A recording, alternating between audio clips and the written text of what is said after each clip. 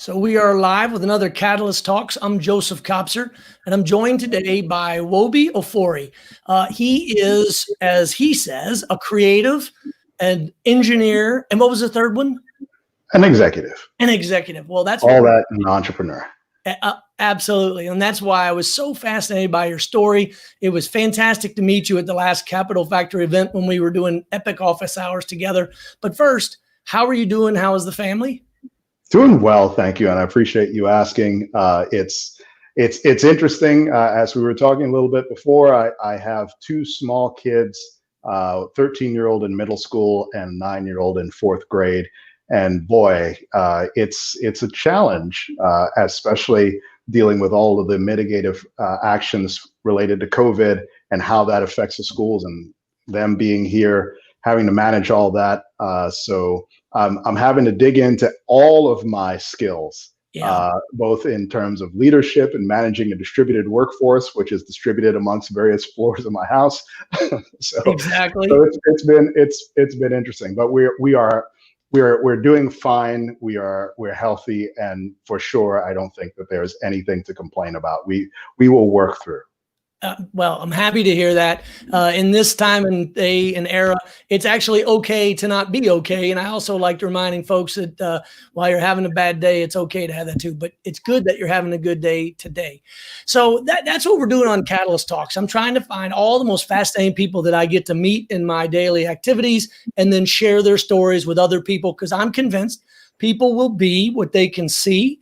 And when I your story and what you've done as a leader and an entrepreneur, as an executive, but most importantly, it is your work as a mentor to build the bench of that next generation of leaders. So I've got all your websites ready to go, all the different activities you're working on. Let's take it in any direction. But first, I think a lot of entrepreneurs and future leaders want to know, how'd you get to now? How'd that happen?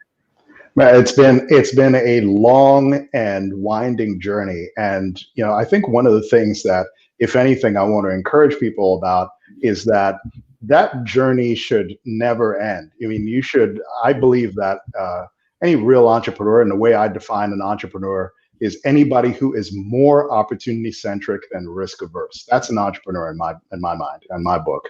And you have to be going for things that are beyond the horizon.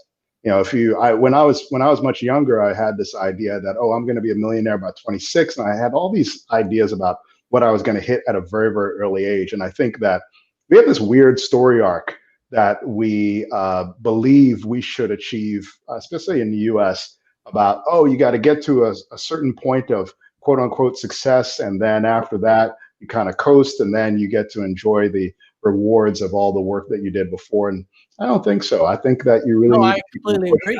Right. So it's been a long journey. I mean, I've done a whole lot of different things to get here. Do you find, I want to drill down on that one point, because I want to appeal to those folks who think you just go to a certain point and you just stop. But the very nature of your story is every time you get to a certain place and you achieve success, you just keep going and build success in other places for other people. What drives you to do that?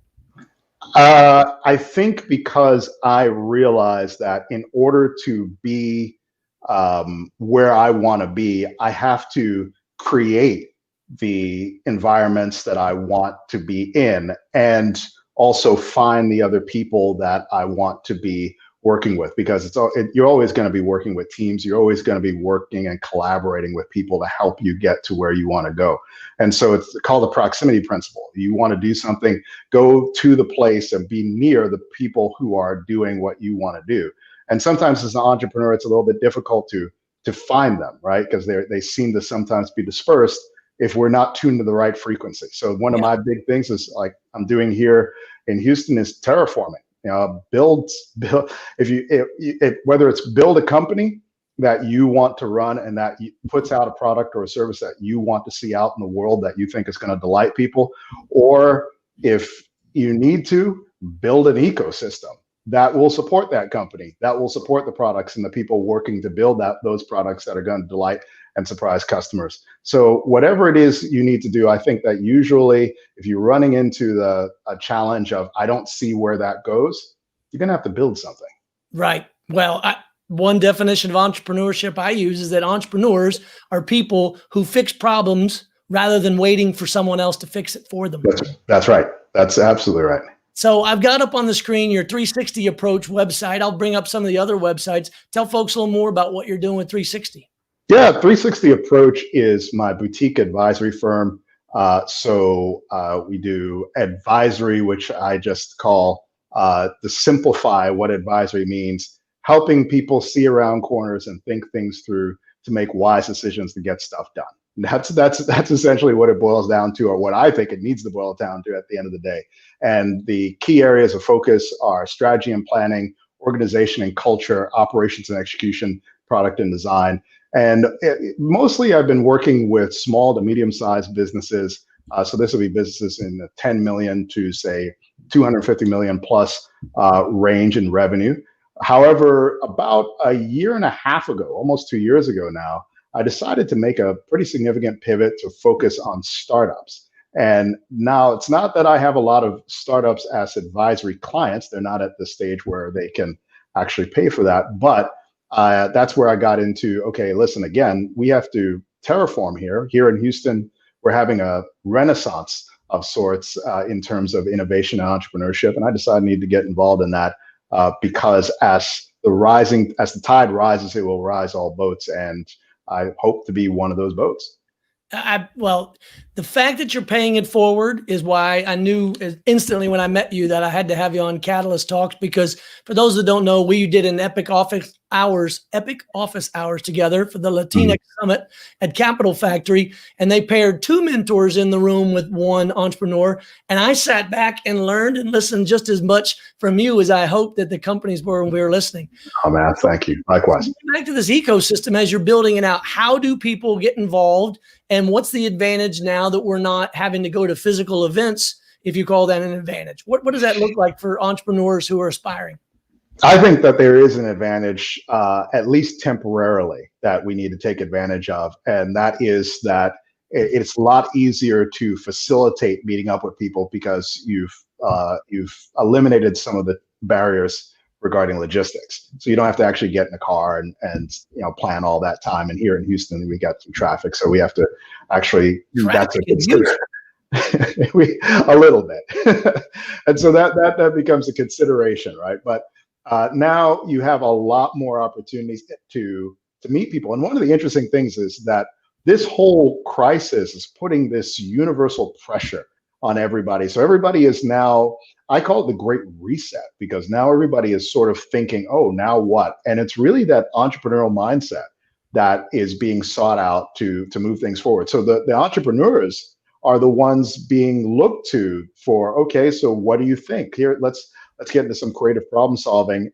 And now what's interesting too is that I think that the risk profile to entrepreneurship is now bending toward entrepreneurship. Where people may have thought, oh man, I have a steady job and I've got a mortgage and I've got 2 kids and a dog and all that. I cannot risk going out and building a business. But for example, here in Houston, where we're in our third down cycle in 5 years, wherein maybe you are either close to or have been laid off in one of the last 3 times, now it starts to look like, well, maybe entrepreneurship stuff is not so far out there. And it's exactly not right. And it's not just about a couple of kids in a garage. I mean, these are people who here, I believe, I may get this statistic wrong, but I believe that the average age of a person starting up a business here is actually 42. I was 41 when I got Ride Scout off the ground. So for anybody that thinks that it's tennis shoes and a garage and a dorm room, you're exactly right for calling that out. Well, we literally have less than a minute left. We have 30 seconds. How do people plug in to what you're working on, or what advice do you have for them? Yeah, man. So I think that there are a number of great resources and SDOs and things that people can plug into here in Houston. Check out HTX Tech List. And that is our new single source business intelligence aggregator to give people a great view of who's doing what here in Houston's growing innovation entrepreneurship ecosystem. Also, HoustonExponential.org will give you also a great landing spot, a great central point to go and see what else is happening in this big spread out constellation of hubs and activity that we call Houston. Perfect. Well, I'll add all those links to below on LinkedIn and YouTube and Facebook.